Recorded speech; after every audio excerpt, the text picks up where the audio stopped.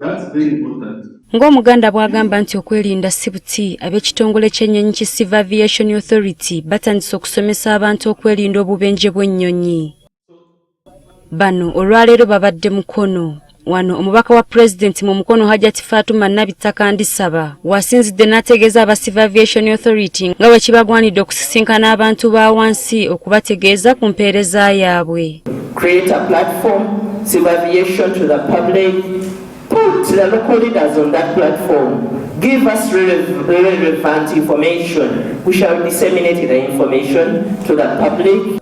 Onagamba ekitongole kino kyesudde nnyo n'abaweereza abalala ekitaddewo eddibu mu mpeereza yaabwe nabwe kityo n'asaba okutuukirira abantu okubategeeza ku kabaate akayinza okubagwako ng'ennyonyi efunye akabenje. Tebamanyi ng'olwaleero bwe bali ojja kulaba emirundi mingi nti ennyonyi zijja gwa mu bitundu ng'era bwe tukirabyeko naye ng'abantu basigala beekubya serefi oba oli awo okudduka ne bagenda ku nnyonyi ng'ate ennyonyi ebadde yeetaaga kubirwa mangu poliisi kujja kuzikiriza ennyonyi n'ekwata omuliro ng'aliwo abaana baffe abato nabo ne bakwatiramu omuliro. Aba Civil Aviation Authority bagamba nkola yaabwe okubangula bannansi mu bitundu by'eggwanga eby'enjawulo okubakakasa nti tewali mbeera esobola kubeeraliikiriza. When our budgets and the resources permit, we should be able to even go down to the grassroots. Agamba bannansi bangi balowooleza mu kusomola ebintu by'abantu abagwa ku bubenje mu kifo ky'okusooka okubataasa. We are going to have priority number 1 as robbing.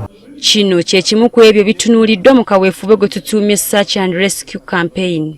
Ssentebe wa District Peter Bakaluba Mukasa asiimye enteekateeka eno. Ate era Civil Aviation Authority bagifuule ekitongole ekijja mu bantu kubanga ne bwe tugenda ku kisaawe Entebbe tubatunuulira tubatya kebera omugugu gwa gundi kebera otya batuteeka ku bunkenke.